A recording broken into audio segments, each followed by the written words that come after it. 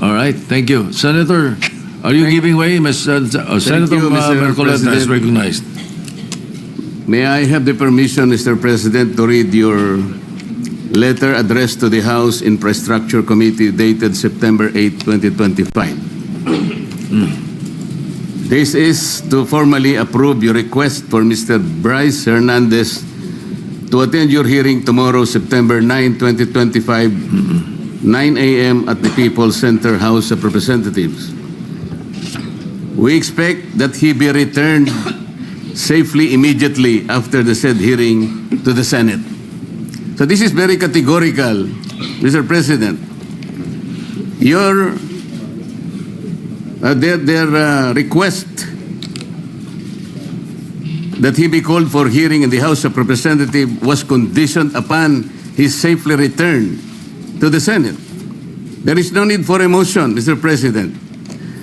I was still the chairman of Blue Ribbon Committee at the time, and it was very clear that we committed him to the custody of our Sergeant at Arms. Not in Quezon City, not anybody else. And so, as already asked by Senator Alan, we are not supposed to change the rule.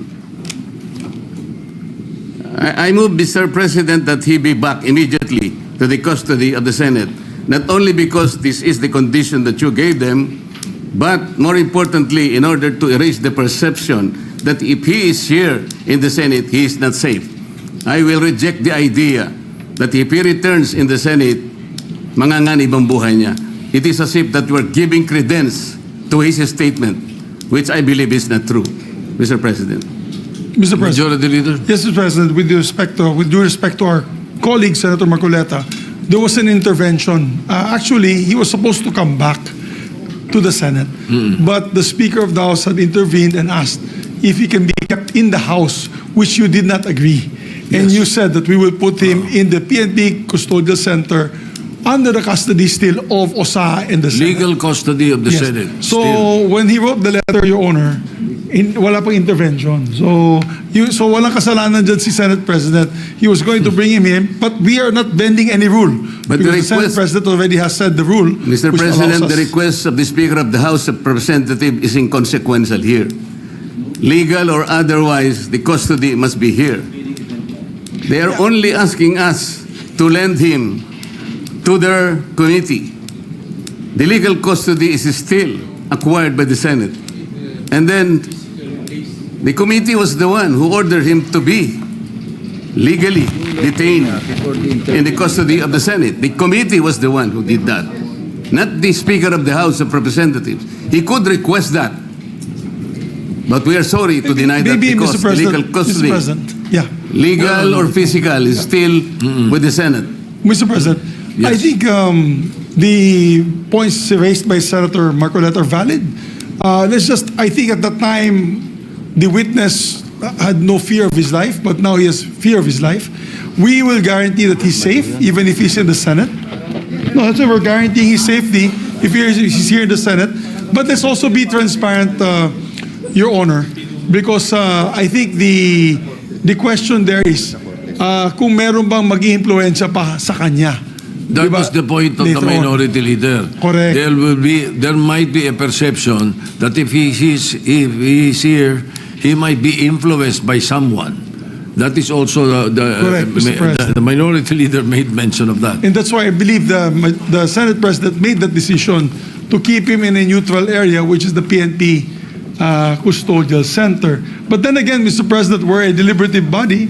If the body would wish him back here to the Senate, then we can discuss it further. Mr. President, just a quick intervention. Go ahead, Senator Lacson. I would like to echo the earlier manifestation of the majority leader. Yung letter po ng ating Senate President was valid before the intervening event occurred. So we cannot invoke the letter of the Senate President kasi wala pa yung intervening event na mayroong request from the Speaker of the House. And the Senate President, using his own wisdom, granted the request. But we have not given the legal custody of Brice Hernandez to the House.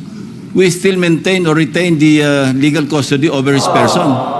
And as I mentioned earlier, kung kailangan siya ng house, they will have to seek permission from the Senate President. Again, yes, they are not in Thank you, Mr. custody. President. Yes, Senator Marcoleta. Noong pong September 8, 2025, ako pa rin po ang chairman ng Blue Ribbon Committee.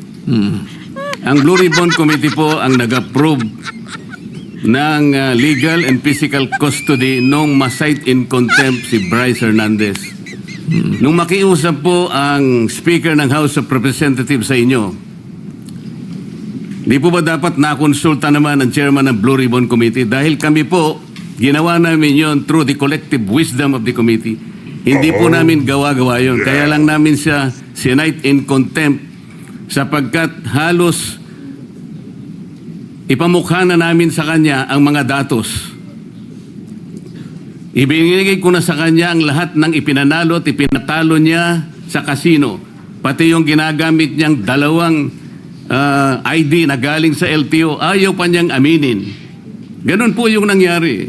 Gusto lamang namin siyang turuan ng leksyon para sa ganon kahit papano baka maisip niya na dapat sana mapahiya na siya sa sarili niya kung meron pa siyang kahihiyan.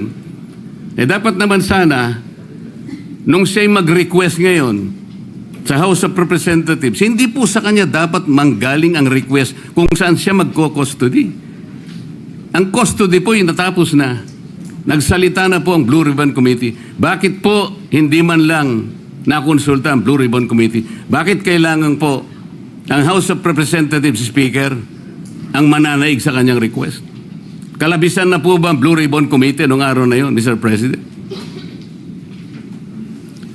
May I be clarified on what date that transpired? Yesterday or September 8 po.